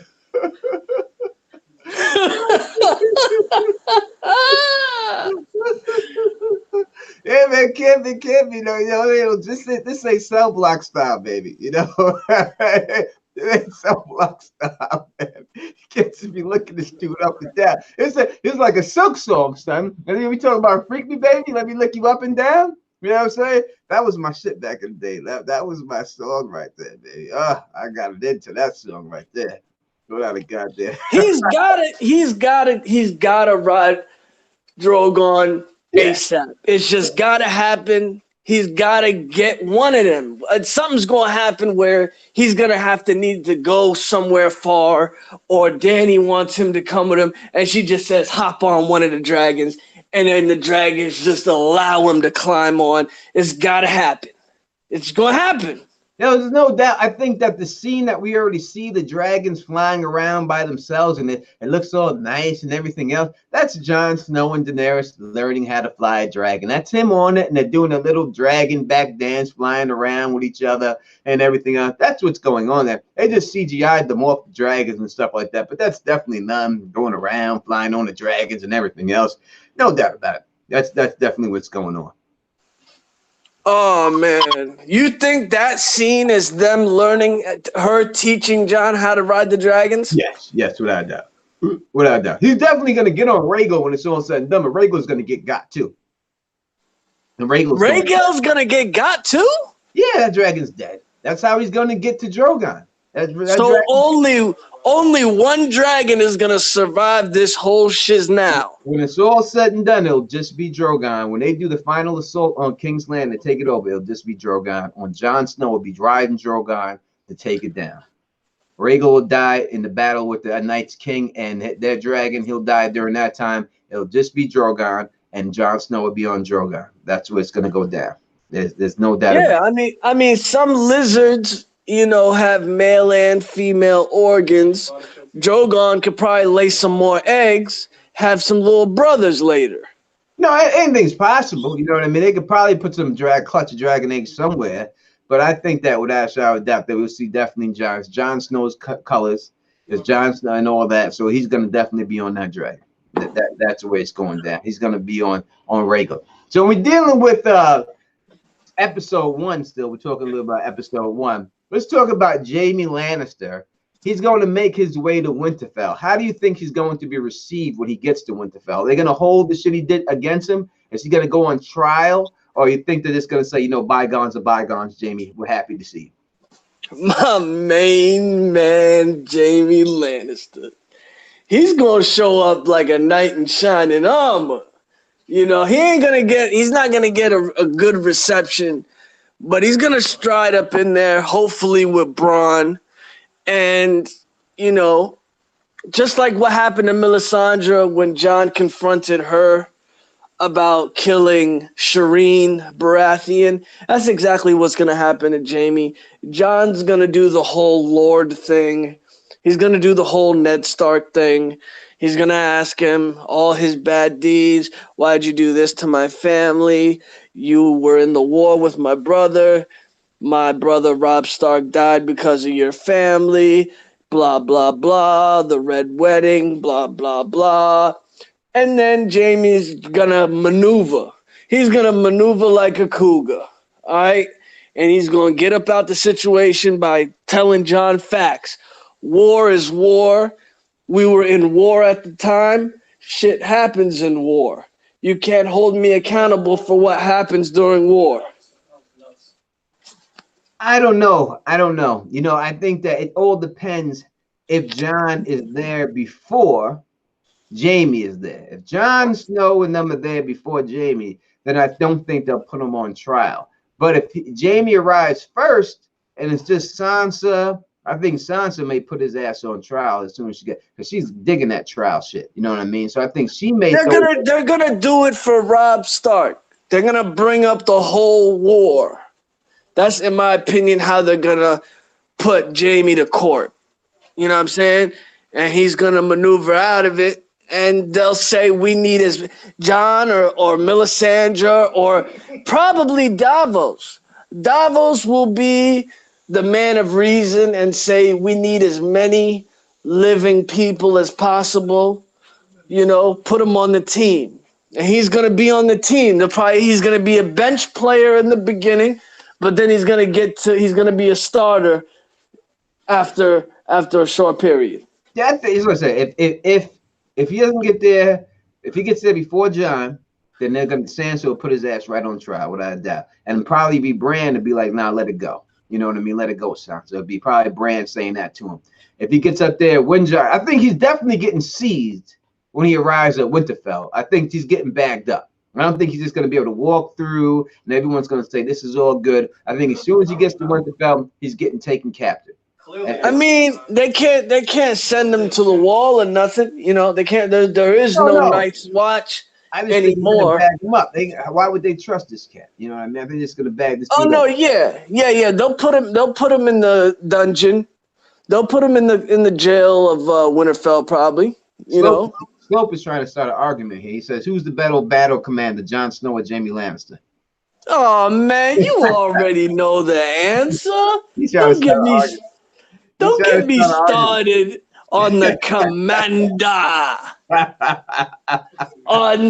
Who's a better commander? You know that's Jaime. I don't know. All I can say is that when I look at Jon Snow defended the wall. He won that one. He did the Battle of the Bastards. He won that one. And I look at Jaime Lannister. He won the last one when he pulled off. So I don't know who's a better. I mean, Stannis is better than both of them. That's the bottom line. It's known fact. Hey, I totally agree with Swanzo. Jon Snow did some stupid crap on the show during the Battle of the Bastards. And then Boss Mode says Jon is a terrible leader. I fully agree with y'all on bits and pieces of that. He's got heart. Boss Mode's a straight troll, man. I've been watching his comments go up. This guy is just instigator stuff. I see you, man. I see you, boss mode. Don't think the Don don't see you, man. I see you, man. It's straight up. I see you, son. I see you, son. Straight up. Nah, but listen, if you that's his only thing he has going for him, right? The man can't fight. Like, why didn't they just connect a sword to this motherfucker's hand like Captain Hook and have him fight with that? Why did that not happen? That should have been from day one. That's what they should have had him doing.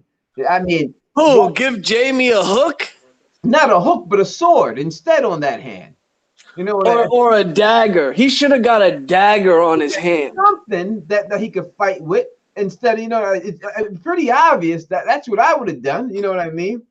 Imagine if he had a small, like a nice dagger size, like Arya's Valyrian steel dagger, like a dagger that size for a hand. That would be dope as shit. Yeah, I think it could be who's it? Like some Valdo shit. Is that Valdo and Soul Calibur?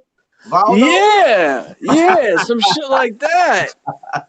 Yeah, some Valdo shit like that on his head. He should have had something going on like that. I just don't know why they haven't put that in there. That's obvious. They should have definitely did that for him so he could have been taking people out.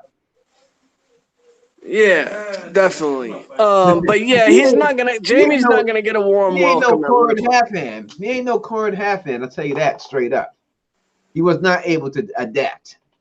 Without a doubt. Maybe he's gonna use that golden hand for a reason. Maybe something's gonna happen where some fire gets involved and he can just stick his hand in the fire and get something out. Maybe that's why he's had a gold hand. They're gonna show us something crazy like that. I think what's gonna happen is when he goes up against the Night's King is gonna swing his sword at him, and instead of catching him, he's gonna catch that golden hand, and he's gonna think he caught him. That's gonna allow him to go up behind the Night's King and stab the Night's King in the back, allowing Jon Snow to land the finishing blow. I think that's what it's going to be. It's going to be a situation like that where Night's King thinks he's got him, but he's really not going to hit him. He's going to hit that hand, and Night's King is not going to go. And that's how he goes down. We got 20 beans super chat from Danielle Winning. Says blue moon on me. Without a doubt, get your blue moon tonight. The Dinah's drinking the lemon shandy shock top. Is back in season. But you know what I mean? Thank y'all. Straight up, thank y'all so much, man. Y'all definitely blessing us, man. Without a doubt. And we got 231 people up in here, 166 likes. Maybe we can get 200 likes if we're lucky. Help a brother out, get us 200 likes. You know what I mean? Hit that right there. You know what I mean? Okay, we got a question from Clarissa Thompson. What if the reason we see Jaime's hand in the teaser trailer is because Gendry makes him a dragon glass sword hand? Ooh, Gendry's gonna be cooking some things in that Mickens blacksmith hall in Winterfell, man. He's got Mickens' old blacksmith room. Gendry's gonna be cooking. I hope so. You know what I mean? I really hope he does. I think it's dumb for him not to have been fighting with something attachment on that arm straight up. He's definitely got to do something going on. You know what I mean? I don't think a dragon glass prosthetic is going to help Grey Worm. I think Grey Worm is going to get got no matter what. Damn, making a dragon glass prosthetic for Grey Worm. No one trying to cut nobody up. Trying to cut some chick up down there. They don't want that. Nobody wants that. Goodness gracious, y'all getting too crazy out here in this chat, man. Everyone's having a good time. Everyone's drinking. It's the night before Game of Thrones. You know what I mean? It's like the night before Christmas. You know, you literally try to go. You don't want to go to bed. You try to just lay in there, twitching, your eyes are shaking and stuff, and you're little and stuff like that. Just trying to fall asleep, but you still don't want to fall asleep. You know, because you want to wake up to get to Christmas. That's the way it is right now. The night before Game of Thrones. We trying to get there, but we don't want to go to sleep. We just trying to have some goddamn fun. Oh my God, what's up with Varys, man? Varys can't last long this season, Kenny. This kick, ninja kick, is adding that mind too. We'll say it again, Varys. Varys can't last long this season. I'm telling you that any person that has no dick will die. Quote the die. If you don't have a dick, you're not going to survive this series. The Varys is the leader of the dickless men, and there's no doubt that he's going to get taken out. He's already been said. But any man that does not have a dick is going to die. That you could take that to the bank. There's no dickless warriors are going to make it survive this situation. They're all going out. I just want them to finally tell us Varys' secret, whatever, how he dies, or whatever. You know, I just want them to just get that over with, man. I just need to know what's the deal with Varys. I hope he just sails away and goes to, you know, Bravos or something. But I need them to finish off what Melisandre knows. Yeah, Melisandre said he's gonna die. He said, you're gonna die in this land just like you. I gotta come back and die just like you. And that's it. He's going to die. He's getting got. There's no doubt. You can't have these sneaky motherfuckers making it to the new world. You know what I mean? These sneaky cats, they gotta get got so that you could start a new world without some sneaky people like that. He's been playing the game for too long, and you know what I mean. That you can't play the game for this long and not get caught. Peter Baelish got caught. He's gonna get caught, and that's the bottom line. He's definitely getting got. We have a question here from Gambino Capo super chat. Thank you for that. He says, "What do you think the third holy shit moment will be?" I think that, to me, the third holy shit moment is going to be Jon having to stab Dany to create a Lightbringer. I think that's what it is. I think the fact that he's going to have to kill her and betray her for love or whatever, and that's what's going to go down. He's going to have to kill her. I think that's the last holy shit moment that we're going to see, because she's going to be pregnant or whatever, and he's going to have to stab her up. I think that's the way what it's going to be. What do you think, Mo? Is it going to be a holy shit moment? The third one, what will it be? I think it's going to be another Stark dying, because people right now think no more Starks are going to die. And I've always said I just feel like Arya won't make it, and that will be the holy shit moment. We got Kid Funkadelic 77. Super, thank you for the super chat. He says the Hound will overcome his fear of fire, take up the Darion's flaming sword to take out the mountain. What do you think about that? What is it? Question again? He says that he believes that the Hound will overcome his fear of fire by taking up Darion's flaming sword to take out the mountain. Yeah, I could definitely see that happening. Enough is enough with being scared of fire, man. Because in this new world with the Night King, in the trailer, he shit his pants again. In the trailer, he's sitting there shitting his pants. Yeah, but I feel like that's the moment where he finally says screw this shit, and then does it, and takes Beric's freaking flaming sword and puts it right through somebody's eyeball, hopefully the mountain. I think what happens, I'll tell you exactly how it goes. When you deal with the mountain, I'm going to break down the whole mountain situation for you, how it's all going to go down with the mountain, everyone else. All right, if y'all haven't watched my videos, a lot of people, new people here, you can check out my videos, huge clue. Please check them out, but I'll give it to you right now, a quick version of it. What's going to happen is that the mountain is going to get taken over by the Night's King. Then he's going to kill Qyburn, all right, because Qyburn thinks that he knows how to control the dead. He's going to realize he doesn't know how to control the dead. The mountain will kill Qyburn. The Hound will then kill the mountain. What's going to happen is that either the Hound, Jaime Lannister, Arya Stark, whoever it is, one of them is going to use Qyburn's crossbow. It's going to hit the mountain right in his chest and then pin him up against the wall. And when he hits him with that big ass ballista, pins him against the wall, they'll be able to set him on fire. And that's how he's going to die. That's how the Hound goes out. That's how the mountain goes out. Remember, I said that we pull the strings. I just got a text message from my man Charlie at Westeros, and he says, "Hope you're getting hyped for Got a premiere, Tony." What up to my man Charlie in Westeros? And yes, we're definitely getting hyped about that, without a doubt, my man. There's no doubt about it and stuff like that. So yeah, I think that's how the Hound goes out. I think when you deal with Dr. Frankenstein type situations, anytime you have a situation like that, your weapons get used against you. And I think that's how it's going to happen, especially with Qyburn when he's trying to dabble in the dark arts, bring back dead people. He's going to realize there's someone who could bring back dead people. That's why they made these big ass eye holes in this new outfit for the mountain. they emphasize these eye slot for him because his eyes are going to turn blue. That's the reason why they made that costume look like that, I believe. And I think he's just going to get pinned with the ballista against the wall, and then he's going to get set off. That'll be a sick weapon for the Night's King if he gets the mountain on his side. Oh yeah, he's definitely getting him. There's no doubt about it. There's no doubt about it. He's going to get him. That's how Qyburn gets taken out. That's definitely how it's going to go down. I guarantee it. Quote it down. We pull the strings. This is what I do. Make theories come true. I feel like Varys is going to get Qyburn. Quote Mo Genie. Oh, yeah. Listen. Boom. Put that out there. Let people know. For the people who never heard you say that theory again, let them know. Boom. Qyburn's getting got by Varys. Because Varys doesn't like any of that scientific shit. Doesn't like any of that sorcery shit. Qyburn's a necromancer. He's playing around with magic. He's doing sorcery shit. And Varys is already taking care of one sorcerer. Why not do it again? Qyburn's like a wizard. And Varys is coming for that ass because he hates everything he's about.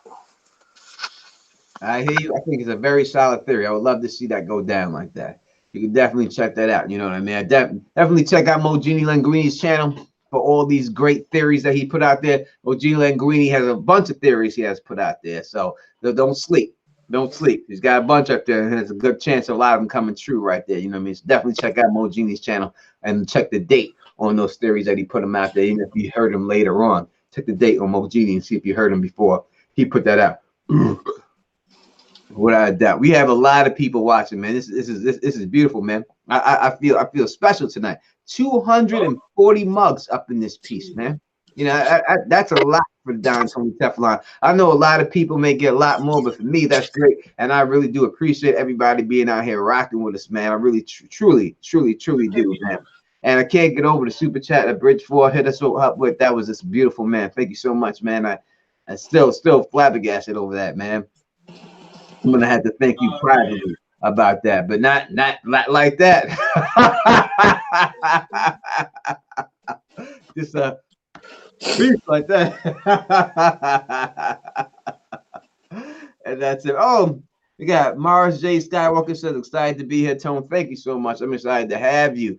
Anyone with Starkwalker in their name that is down with me, you know what I mean? That's good. We got Siren Thomas saying, what up, Siren Thomas? What's going on? Meg Paul's up in this piece, you know what I mean? Andrew Knight super chat coming from this. We are getting blessed tonight. And Andrew Knight says, watching while I'm at work. Sorry if this has already been discussed. How will the story end for Tyrion? I can see him ruling when it's all said and done. What do you think is going to go down for Tyrion, Mogini? How does it end for Tyrion? I can't believe we haven't brought up Tyrion one time. Actually, oh wait, I brought him up for when he touched the dragons in Marine, but we didn't really get into Tyrion like that. Tyrion. Tyrion's definitely going to live. He's not going anywhere. He's George R.R.M's favorite character or one of his favorite characters. He's not dying. He's going to be part of the new world. He's going to be a big part of the new world once the Night King is over with. He's not going to be in battle. He's not going to be in the big battle, probably. He's going to stay his ass in the back. But he's going to help Jon Snow defeat the Night's King one way or another. He's going to figure something out. They're going to do something. Once Jon finally realizes, this is the crazy thing. In the beginning, the Starks are fighting Lannisters, but then in the end of this thing, of this whole show, you're going to have Jaime Lannister and Tyrion Lannister helping a Stark, or half Stark, defeat another Lannister, possibly Cersei, and or helping him beat the Night's King. So the shit came full circle with the Lannisters and the Starks. All right? Tyrion's down with Dany, so that means Jon can't touch him. He's untouchable, but they're going to work together. And Tyrion's always had a soft spot for Jon. Y'all remember season 1, he told him dwarves are bastards in their father's eyes. He told that to Jon when they were going up to the Night's Watch, and Tyrion wanted to come see the wall for the first, so he could piss off the wall for the first time. He just wanted to come see the wall. He told him dwarves are always bastards in their father's eyes. So he's always had a soft spot for Jon. So they're definitely going to twerk together. All right, my opinion on it. Tyrion's a dead man. Now, there's no way Tyrion survives. It's impossible for Tyrion to survive. Tyrion's an evil little fucker, all right?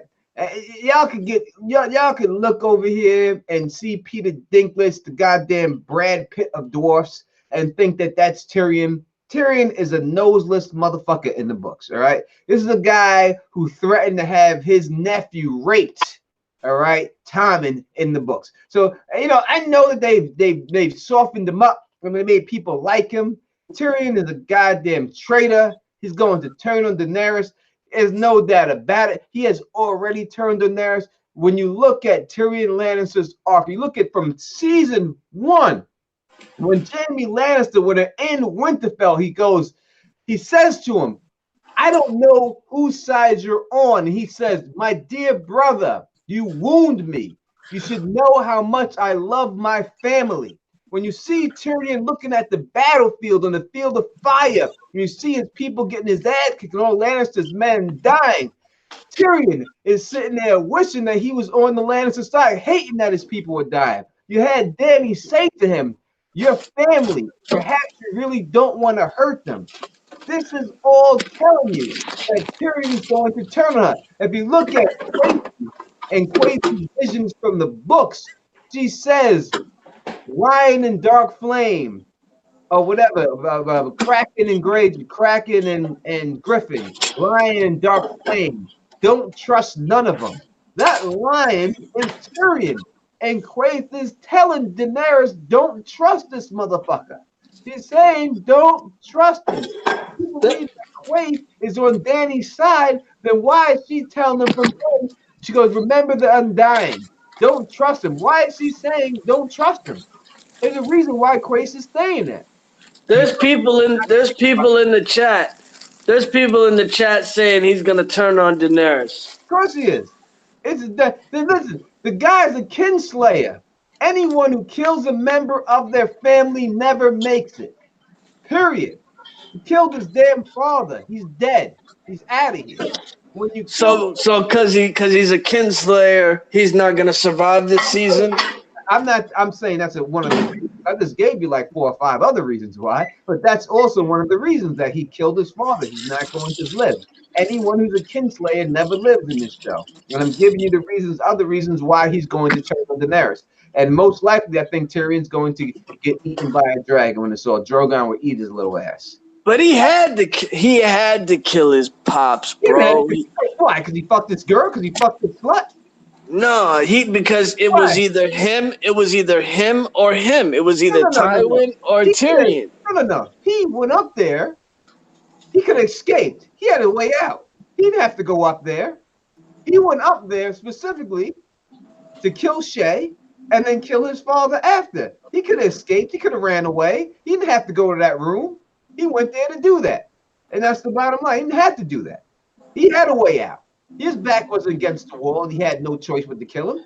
He had a way out. He had an escape plan already. He went there to do that. That's what he wanted to do. His whole arc, Tyrion's whole arc, the beginning of the show, if you look at it, beginning of the books, no matter how you look at it, is that he wants to be accepted as a Lannister. That's all he's ever wanted, was his family to love him, to accept him as a Lannister. He wanted to take over Castle Rock. He's a Lannister. This is going to prove how much of a Lannister he truly is. He's a piece of shit. It's like the rest of them. See, the thing is, right? I feel like he redeemed himself on that boat. When Varys and him was on that boat together and Varys helped him escape, I think that's when, after he killed his pops, that's when I think his love for being a Lannister ceased, in my opinion. I feel like he wanted to be something different after that. He always did want to be a Lannister, but once he killed his pops, that was it. You couldn't be a Lannister anymore after you kill your pops.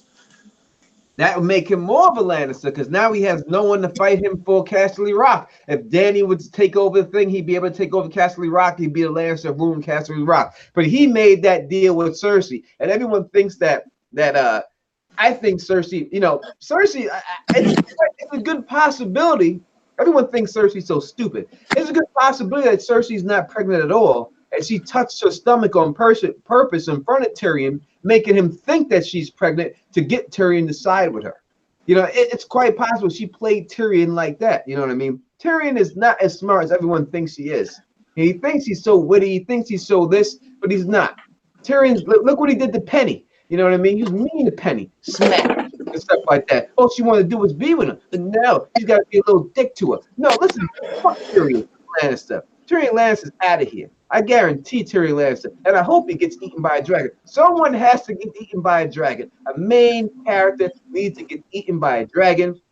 And when I look at the possibilities of it all, it's either Varys or Tyrion. And in the end, to me, I think it's going to be Tyrion. He's going to get his little ass. Oh, yeah. I completely forgot about Cersei being pregnant. The first shot of Cersei this season better be a big belly. She better have a swollen belly. Because if we don't see the swollen belly, she was lying the whole damn time. She was lying. And then she's gonna be dying. Yeah, listen, Bridgefoot. I'm talking about a different type of eating, baby. I'm not talking about Daenerys getting eaten by a dragon. We know that's happened, right? At least by a half dragon. Everybody see that movie Booty Call and Bernie Mac when he comes up there and he sees Jamie Foxx in the store, and he rolls over to him. He goes, "Surrender, Raph. At 3 a.m, you plan on eating more than a sandwich tonight, don't you, boy?" Rest in peace, Bernie Mac, baby. Rest in peace, Bernie Mac. You plan on eating more than a sandwich tonight, don't you, boy? I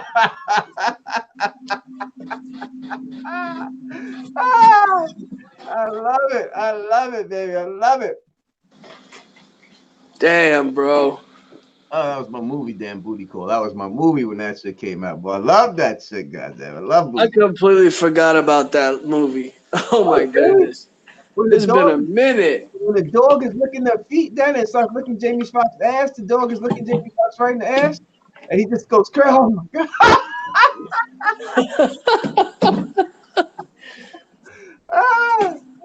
That is hilarious. That is hilarious. That is no doubt. That's one of the greatest movies I've ever seen.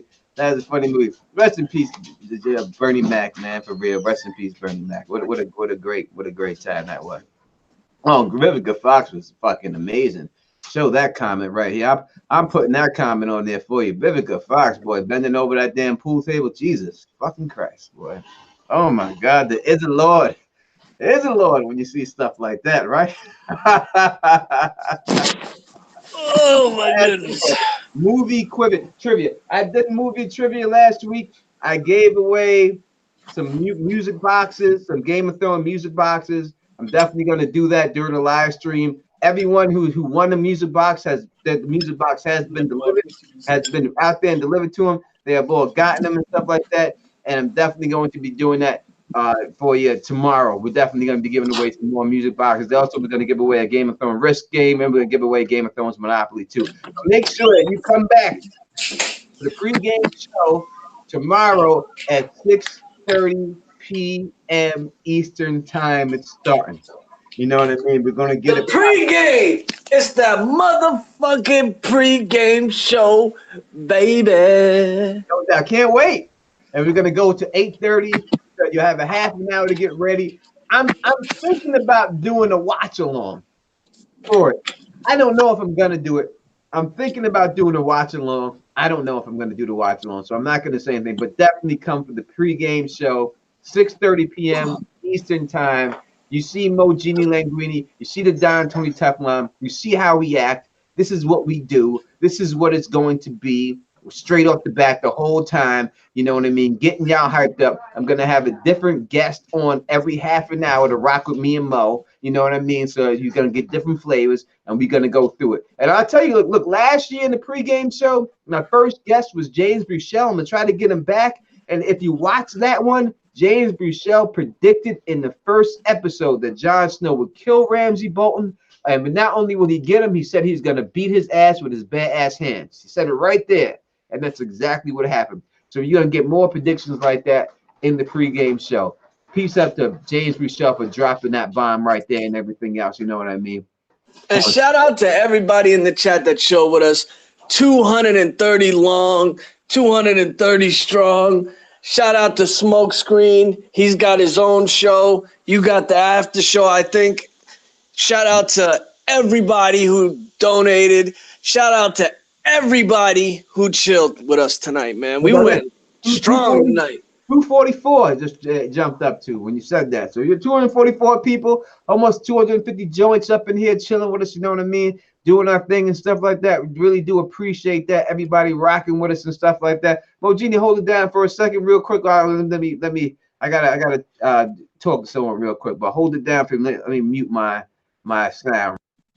Man, there's so many good folks in the GOT community, man. And I just love it when the season comes back because everybody's got their own flair. All the people that do videos, everybody that does GOT videos, just I love it. Love watching them.